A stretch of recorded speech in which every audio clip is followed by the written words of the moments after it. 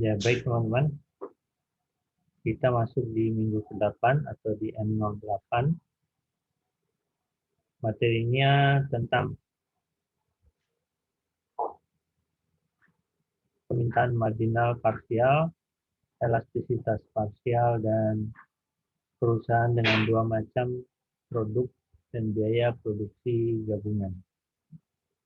Kita akan bagi 3 segmen. Segmen yang pertama adalah tentang permintaan marginal dan elastisitas parsial.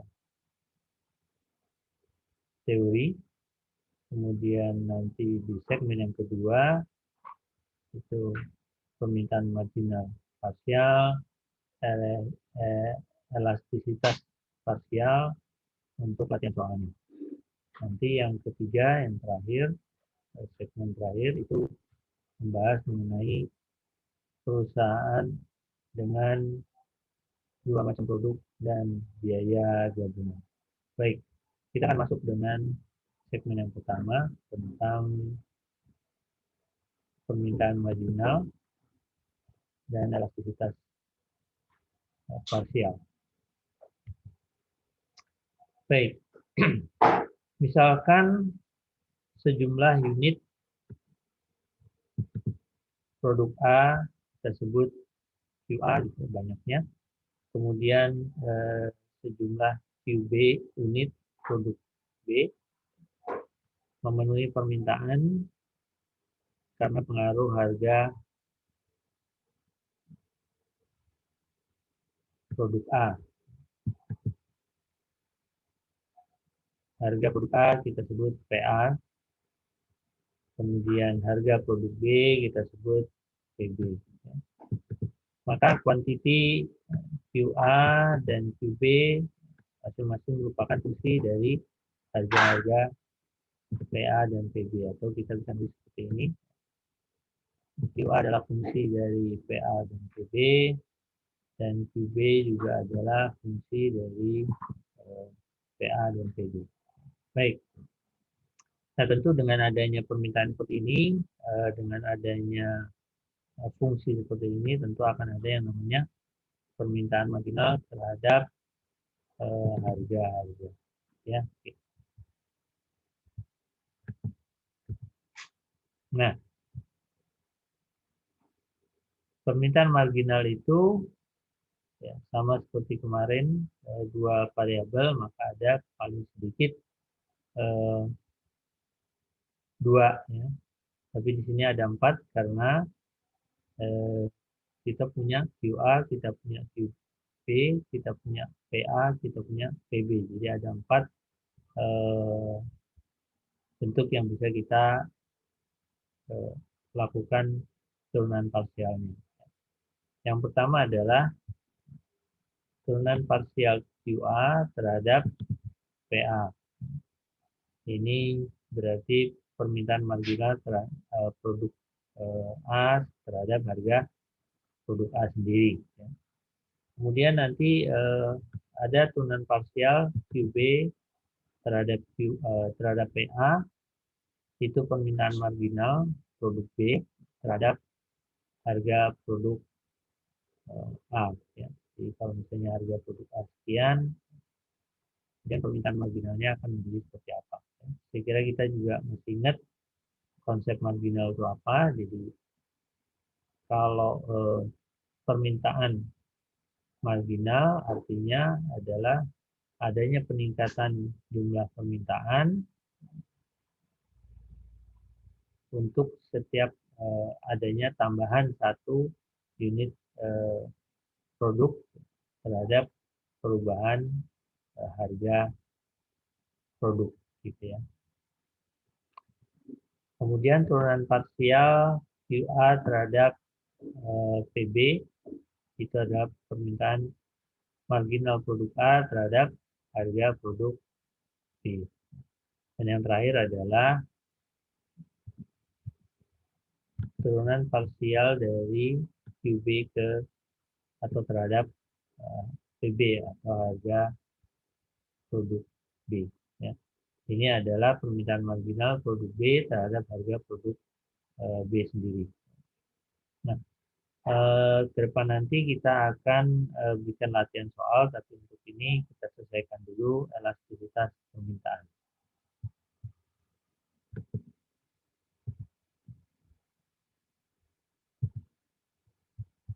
Oke. Ya, kita masuk di elastisitas permintaan. Analisis elastisitas produk itu akan berkaitan dengan tingkat kepekaan produk terhadap perubahan harga. Jadi berapa pertambahan eh, produk atau pengurangan produk apabila ada eh, penurunan harga atau peningkatan harga. Ya. Jadi kita lihat seberapa banyak persentase berubah. Untuk produk yang bersifat gabungan, tentu ada dua jenis elastisitas. Pertama adalah elastisitas harga permintaan atau elastisitas terhadap eh, perubahan permintaan terhadap perubahan harga produk sendiri. Ya. Jadi misalnya produk A itu dinaikkan, maka bagaimana terhadap perubah efeknya terhadap perubahan eh, permintaan produk. Apakah dia turun, misalnya ada pergerakan naik, apakah produknya akan turun ya, terhadap produknya sendiri, terhadap harga produk sendiri. Sementara kalau elastisitas silang permintaan artinya apa? Adanya ukuran tingkat kepekaan perubahan permintaan suatu produk terhadap perubahan harga produk lain. Jadi kalau misalnya produk B itu tiba-tiba bergerak eh, meningkat, ternyata efek dari adanya perubahan produk A, misalnya. Nah, produk B meningkat, sorry, jumlah produk jumlah permintaan produk B tiba-tiba meningkat dengan adanya eh, penurunan atau kenaikan harga produk B misalnya. Ya, nanti dengan logika sederhananya adalah kalau harga produk B itu naik, tiba-tiba harga produk A itu meningkat, itu artinya ada pergeseran jumlah barang dari produk B ke produk A, gitu ya. Atau sebaliknya, misalnya ada penurunan harga produk B, ya. Tiba-tiba produk A juga ikut turun. Ya. Tentu eh, ini ada dampaknya karena adanya penurunan produk dari harga dari produk yang lain. Nah, seperti inilah elastisitas yang didapat. Ada 4 jenis elastisitasnya. Yang pertama adalah elastisitas produk A terhadap perubahan harga produk A sendiri. Ya. Apakah elastis atau cenderung inelastis. Sementara elastisitas yang berikutnya adalah adanya elastisitas produk B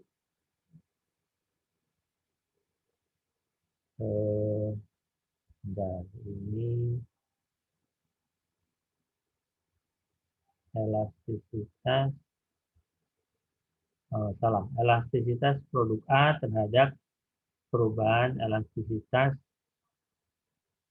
terhadap perubahan harga B ini ya. Nah, ini perlu dikoreksi. Ini elastisitas produk A terhadap produk harga produk A, yang ini elastisitas eh, produk A terhadap eh, perubahan harga produk B. Ya. Ini jadi yang salah di sini, ini harusnya B, ya. Harusnya A ini, karena ini A terhadap B, ini A terhadap A. Oke. Yang selanjutnya adalah elastisitas produk. Ini penempatan yang salah. Elastisitas produk B terhadap perubahan harga produk A. Ini adalah elastisitas produk permintaan produk B. Ini salah, terhadap perubahan harga produk A. Kemudian yang ini yang terakhir adalah elastisitas produk B terhadap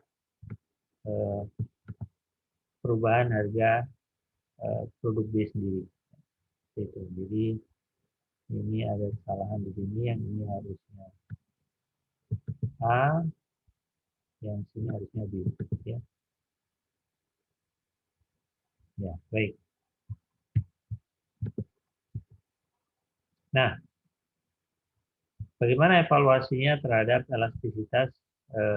Bagaimana kita mengevaluasi elastisitas ini? Mari kita perhatikan di catatan.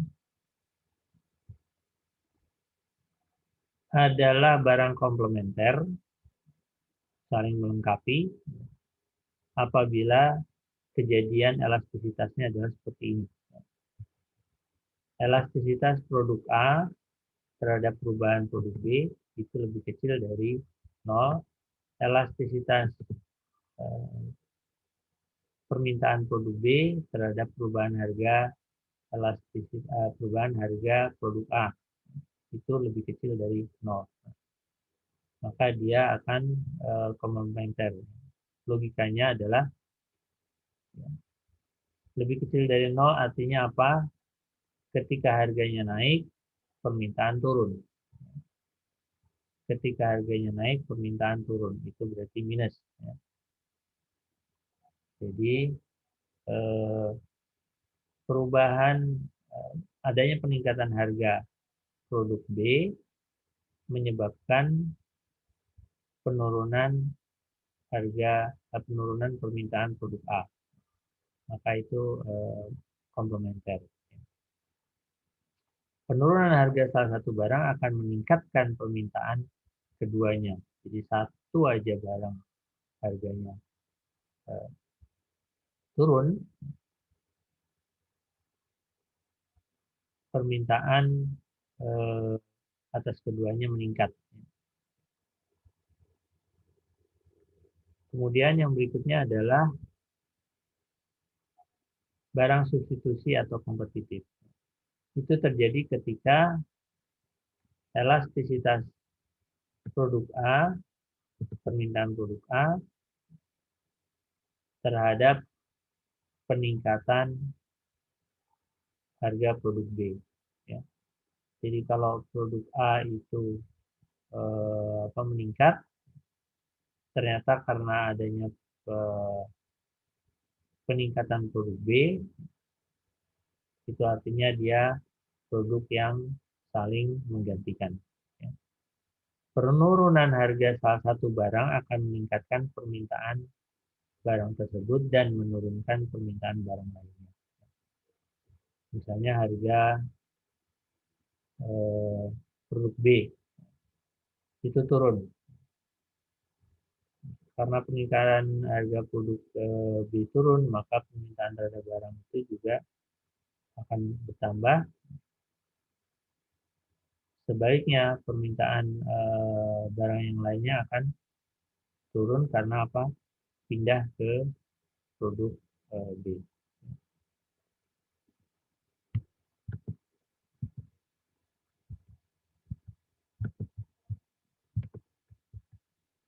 Nah, baik, itulah teori yang bisa kita sampaikan. Nanti selanjutnya kita akan masuk ke latihan untuk teori tadi yang barusan di segmen 1 ini. Baik, kita masuk ke segmen kedua.